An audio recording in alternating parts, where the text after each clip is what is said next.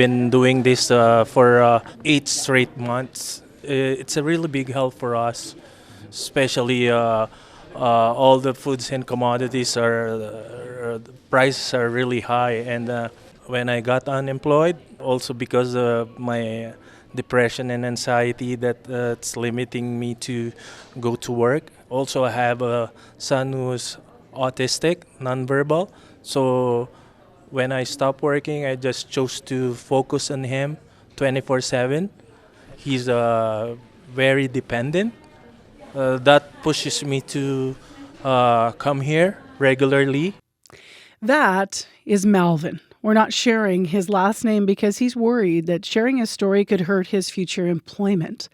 Malvin's one of 60,000 people across our province of Manitoba. The Manitoba Harvest says access food banks each and every month.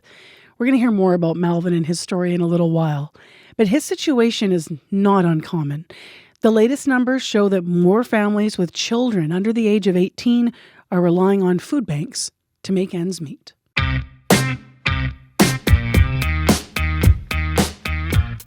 I'm Marcy Marcusa, and this is Manitoba, a podcast in a province where food insecurity is growing. That number, 60,000 monthly food bank users, is up 150% since 2020. That comes out of the latest Voices report, Stories of Hunger and Poverty in Manitoba for 2025, where they looked at the 5-year trend. Harvest Manitoba puts it out, as I mentioned, and it includes data from the organization's survey of food bank users. I asked Harvest President and CEO Vince Barletta about the increase and what else the report can tell us. What we're seeing this year and the big change over the last 5 years, people that are going to food banks, the households are bigger. There's more kids in those households. The people are younger. And we're seeing that households visiting food banks on the whole are tending to have higher levels of education as well and more working people. So big changes across the board in Manitoba. And as you say, those numbers go up and up and up. What does that tell you, some of that data? Like when you hear that more families, with families with more children are at the food bank, what might that tell you about their needs or needs that aren't being met? Well, what it tells me is that, we had a social contract in this country where, if you did the right things, you started a household, you raised a family, you stayed in school, you got some higher education, that you were going to be able to get a good job and raise your family and be all right. And what we're seeing in Manitoba and across the country and really around the world in many places is that's no longer the case for a growing number of people. And we're seeing that here in Manitoba, young families struggling, single moms, single dads, but families with two individuals, two adults in the home, two caregivers and kids also struggling along with groups that traditionally do, including people with disabilities, and of course, folks living on income assistance as well. You talked about the social contract in this country, and you mentioned it used to be thought that, education could be a pathway out of poverty. That was highlighted as a change in this report as well. Big change. And, from 2020 to this year, one of the most stark changes, a doubling of the number of people, the percentage of people visiting food banks who have at least attended some post-secondary education, whether they've completed a university or college degree or a diploma program, or they've attended some post-secondary. It's now over 60% of people that are going to a food bank in this year's survey that have at least attended some post-secondary education. That's double what it was just 5 years ago. I've been here for a long time, and every year we ask about the child poverty rate, and across the country we're often the highest. Where are we at? Yeah, we're still the highest. We're tied with Saskatchewan at the moment, for what that's worth, Marcy. But Manitoba, Saskatchewan, we tend to be jockeying for first place on that grim statistic. And of course, when you have more kids living in poverty, and children sadly tend to be overrepresented in poverty really everywhere you go.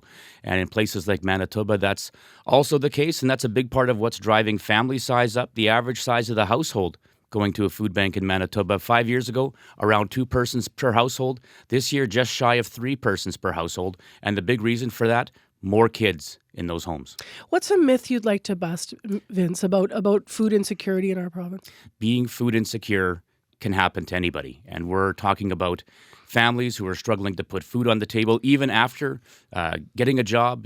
More than 1/3 of folks visiting a food bank have a job. Getting an education, that's no cure for poverty. people that develop a disability over the course of their life, whether it's through work or otherwise, a disability causing them now to have a life sentence to poverty, seniors whose pension savings aren't enough to meet their needs with inflation and rising prices. So the big message is needing to go to a food bank is something that can happen really to anybody, and we're seeing a growing number of those people all across Manitoba. Just to get more specific with those numbers, over the past 5 years, the average household size of food bank users increased to about 3 people from 2 in a household. And 45% of the households surveyed include children under the age of 18, as I mentioned. CBC's Corey Funk was at Harvest bi-weekly food bank, and that's where he met up with some parents that were picking up food for their families, including Malvin, who we heard from earlier. Let's hear more of his story now. He shares with Corey that his wife is employed, but with inflation and the rising cost of living, one person's salary just isn't enough for a family of 4. All the bills, rents, those mortgages of other people, right? If only one person is working, it wouldn't be enough. For you, when you started coming here 8 months ago, was it hard to take that step and start coming here? Was there a stigma for you as someone who was working before? Yeah, at first, right? Because I felt, because before everybody knew I have a good life, right? Everything is fine. And the stigma that I was experiencing that time is, what if somebody, right, from work before or a friend saw me coming to a food bank? But it came to a point that I don't care about what will other people say, as long as me and my family will survive. That's the most important thing. Corey also met up and spoke with Joy Sen. She's turned to the food bank to help her feed her family of 5, including 4 hungry teenagers. I've been coming around 2 years. I've been coming to Harvest ever since I lost my full-time job, and I have a family to look after. So because I'm working part-time, this really supports me a little bit. So I come here once a month to pick something to add on to my groceries. So it's really helpful for me. Yeah, what kind of difference does it make in terms of your budget? You were working full-time, now you're working part-time. Yeah, how much does that help you, make ends meet? Yes, so when I come here and I grab some things, it kind of helps me budget the finances I have, to know what to buy and what not to buy, because I've got some from here and then I don't need to get some other things from the grocery store. So it kind of helps me budget myself and everything goes well. When you were working full-time, did you need Harvest at all? That's when it made the difference, when all of a sudden you had to start coming. What was that like? When I was working full-time, I was busy. So I could also support others, right? But now that I work part-time, I need support too. I need some little bit of support. Mm-hmm. And what was that like coming to Harvest for the first time? Was that difficult? Was there a stigma there you had to navigate, or was it totally fine to start coming here? When I was coming here, it's it's all about pride. I had to break the pride in me, and I had to be like, okay, now this is it. I have to do this. And when I reached here, I loved it. I liked it. I was like, okay, it's not that I'm broke. I can't get back on my feet or I'm failing. It's just that I need some little help, and I can go through this. That stigma of accessing food banks that Joy's talking about, it's one thing that keeps people from asking for help when they need it. In fact, many Manitobans who are employed feel shame about relying on a food bank. It's something one Winnipeg business owner wanted to help address by being open about her food bank use with her friends, family, and business clients, but also with everyone on social media. You might have come across her posts. Her name is Miranda Merle-Courtois. She shared her story with CBC's Chloe Friesen. And Chloe told me how she first came across Miranda. So it was actually back in November. I was scrolling through Instagram, as so many of us do, and I came across this video that kind of surprised me. I'm one of the tens of thousands of Manitobans that has accessed a food bank through Harvest Manitoba this past year. If you don't know me, hi, my name's Miranda. I'm a spray tan artist in Winnipeg. I own Tan Mommy Glow Co. And the reason I talk about it is because the more we talk about needing help and normalizing it, the more we remove the stigma for somebody else. So that's Miranda Merle-Courtois telling the internet that she's one of the 60,000 Manitobans who use a food bank each month. She's 34, a single mom to a 10-year-old daughter, and she runs her own small spray tanning business. The video was actually posted to her business account as part of a holiday promotion. She goes on to ask her clients to bring a non-perishable item, trying to fill one of those yellow Harvest Manitoba donation bins. It's a vulnerable thing, to put yourself out there, especially on social media, and share with your clients and with the wider public. What motivated her to do it? So I visited her studio space to ask. It's nestled in the basement of a nail salon, decorated with disco balls, candles, and Diet Coke memorabilia. That's where she filmed the video. I said, what if I just shared it one time? What if I made it look like, hey, a Harvest recipient looks like me. It can look like anybody. She also said that it was a little less scary reaching out for help because she watched her mom do it when she was a kid.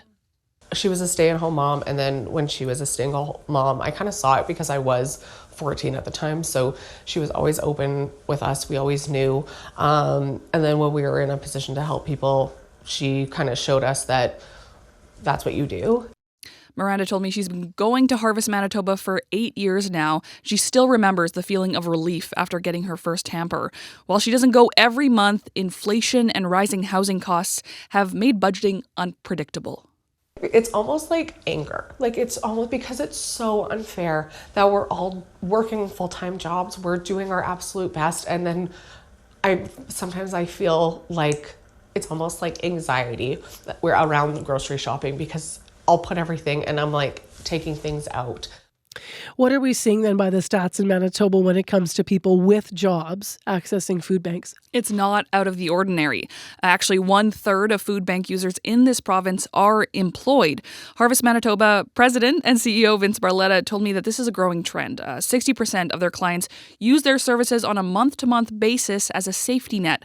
It's something becoming more common as food costs continue to rise. It's a real challenge, and especially for folks that are really living on those tight budgets month to month, which is a growing proportion of Manitobans. That food bank has become part of Manitoba's social safety net.